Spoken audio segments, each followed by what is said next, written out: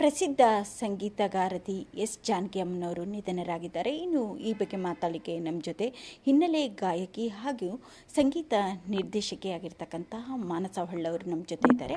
ಅವ್ರನ್ನೇ ಮಾತನಾಡಿಸ್ತಾ ಹೋಗ್ತೇನೆ. ನಿಜಕ್ಕೂ ಕೂಡ ಸಂಗೀತ ಲೋಕಕ್ಕೆ ತುಂಬಲಾರದ ನಷ್ಟ, ಏನು ಹೇಳ್ತೀರಿ? ತುಂಬಾ ವಿಷಯ ಗೊತ್ತಾಗಿದ ತಕ್ಷಣ ತುಂಬಾ ದುಃಖ ಆಯಿತು.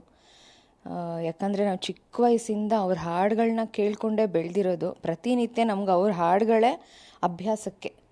ಒಂದೊಂದು ಸಾಂಗ್ ಪ್ರಾಕ್ಟೀಸ್ ಮಾಡಿದ್ರೂ ಅದೇ ಅವರು ಒಂದು ಯೂನಿವರ್ಸಿಟಿ ಇದ್ದ ಹಾಗೆ, ಎಲ್ಲ ಕಡೆ ಅದೇ ಹೇಳೋದು.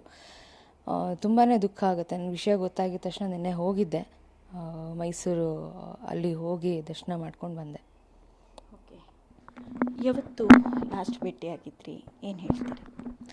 ಲಾಸ್ಟ್ ಭೇಟಿಯಾಗಿದ್ದು ನಮ್ಮ ಕಾರ್ಯಕ್ರಮ ಮಾನಸಗಾನ ಜಾನಕಿ ಧ್ಯಾನ ಅಂತ ಒಂದು ಕಾರ್ಯಕ್ರಮ ಮಾಡಿದ್ವಿ. ಅವ್ರಿಗೆ 87 ಏಜ್, ಲಾಸ್ಟ್ ಅಕ್ಟೋಬರಲ್ಲಿ ಮಾಡಿದ್ದು.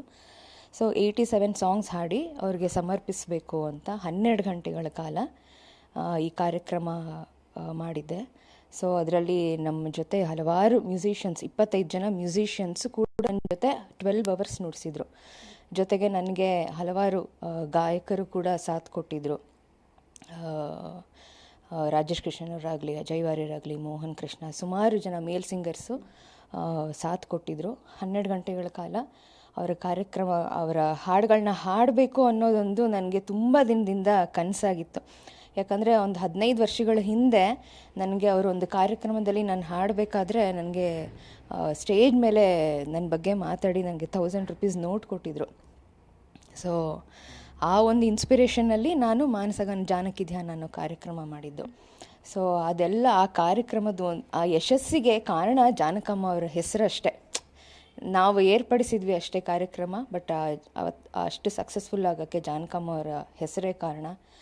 ಸೊ ಒಂಥರ ತುಂಬ ದುಃಖ ಆಗುತ್ತೆ ಅದು ಪ್ರತಿ ಕ್ಷಣ ನೆನೆಸ್ಕೊಂಡ್ರೆ. ಇನ್ನು ನಿಮ್ಮ ಒಡನಾಟ ಇರ್ಬೋದು, ಜೊತೆಗೆ ಈಗ ಬರ್ತಕ್ಕಂತಹ ಒಂದು ಯುವ ಪೀಳಿಗೆ ಅಂದರೆ ಯುವ ಸಂಗೀತಗಾರರಿಗೆ ಯಾವ ರೀತಿ ಮೋಟಿವೇಶನ್ ಆಗಿತ್ತು? ಖಂಡಿತ. ಇವಾಗ ನಾನೇ ಹೇಳಿದ್ನಲ್ಲ, 12 ಗಂಟೆಗಳ ಕಾಲ ಹಾಡಬೇಕು ಅಂತಂದರೆ ಅದಕ್ಕೆ ಇನ್ಸ್ಪಿರೇಷನ್ ಜಾನಕಮ್ಮ ಅವರೇ. ಯಾಕಂದರೆ ಅಷ್ಟು ವೆರೈಟಿ ಸಾಂಗ್ಗಳನ್ನ ಹಾಡಿದರು. ಅವ್ರು ಹಾಡಿರೋ ಸುಮಾರು 48,000 ಹಾಡುಗಳಲ್ಲಿ ನಾವು ಆರಿಸ್ಕೊಂಡಿದ್ದು 87 ಸಾಂಗ್ಗಳು. ಇನ್ನೆಷ್ಟು ಹಾಡುಗಳು ಅಂದರೆ ಯಾವುದೇ ಜಾನರ್ ತೊಗೊಂಡ್ರೂ, ಕ್ಲಾಸಿಕಲ್ ಆಗಲಿ, ಒಂದು ಸ್ವಲ್ಪ ಪಾಪ್ ಸ್ಟೈಲ್ ಆಗಲಿ, ಯಾವುದೇ ಜಾನರು ಅಥವಾ ಯಾವುದೇ ಭಾವ ಆಗಲಿ, ಆಳೋದ್ರಿಂದ ಹಿಡಿದು ನಗೋದ್ರಿಂದ ಹಿಡಿದು ಎಲ್ಲದೂ ನಮಗೆ ಅದೊಂಥರ ಪಾಠ. ಮತ್ತು ಅವ್ರು ಒಂದು ಹಾಡನ್ನು ನಾವು ದಿನಕ್ಕೆ ಒಂದೊಂದು ಹಾಡಂತ ಇಟ್ಕೊಂಡ್ರೂ ಪ್ರಾಕ್ಟೀಸ್ ಮಾಡಿಕೊಂಡ್ರೆ ನಾವು ಎಷ್ಟೋ ಇಂಪ್ರೂವ್ ಆಗ್ತೀವಿ. ನಾವು ಇವತ್ತೇನಾದರೂ ಒಂದು ಮಟ್ಟಿಗೆ ಹಾಡ್ತಿದ್ದೀವಿ ಅಂತಂದರೆ ಅವರ ಹಾಡುಗಳೇ ಕಾರಣ. ಕೆಲವೊಂದಿಷ್ಟು ಹಾಡುಗಳನ್ನ ಮೆಲುಕು ಹಾಕೋದಾದ್ರೆ ಮೇಡಮ್, ಎಷ್ಟೋ ಹಾಡುಗಳಿದೆ. ಬಾನಲ್ಲು ನೀನೇ, ಭುವಿಯಲ್ಲು ನೀನೇ, ಬಾನಲ್ಲು ನೀನೇ, ಭುವಿಯಲ್ಲು ನೀನೇ, ಮೂಡಲ ಮನೆಯ ಮುತ್ತಿನ ನೀರಿನ ಎರಕಾವ ಹೊಯ್ದ, ನುಣ್ಣನೆ ಎರಕಾವ ಹೊಯ್ದ, ಎಲ್ಲೆಲ್ಲಿ ನೋಡಲಿ ನಿನ್ನನ್ನೇ ಕಾಣುವೆ.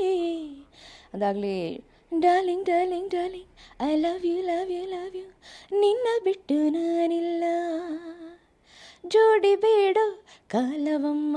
ಹೀಗೆ ಎಷ್ಟು ಹಲವಾರು ಒಂದೊಂದೂ ಮುಗಿಯೋದೇ ಇಲ್ಲ. ಮತ್ತು ಆವತ್ತಿನ ದಿನ ನಾನು ಅಣ್ಣಯ್ಯ ಅವರ ಅಮ್ಮ ಮತ್ತು ಮಗು 2 ಧ್ವನಿನಲ್ಲೂ ಹಾಡ್ತಾರೆ. ನನ್ನ ತಾಯಿ ಕೂಡ ಎಲ್ಲೂ ಹೋದ್ರೂ ರಮಾ ಅರವಿಂದ್ ಅಂತ ಅವರು ಅಣ್ಣಯ್ಯ ಹಾಡುಗಳನ್ನೇ ಹಾಡ್ತಾಯಿದ್ರು.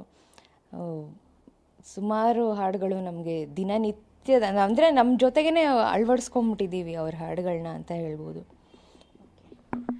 ಇದಿಷ್ಟು ಹಿನ್ನೆಲೆ ಗಾಯಕಿ ಮಾನಸ ಹೊಳ್ಳವರ ಮಾತು. ಕ್ಯಾಮ್ರಾ ಪರ್ಸನ್ ವಿನಯ್ ಜೊತೆ ಅರುಣ, ಪಬ್ಲಿಕ್ ಟಿವಿ, ಬೆಂಗಳೂರು.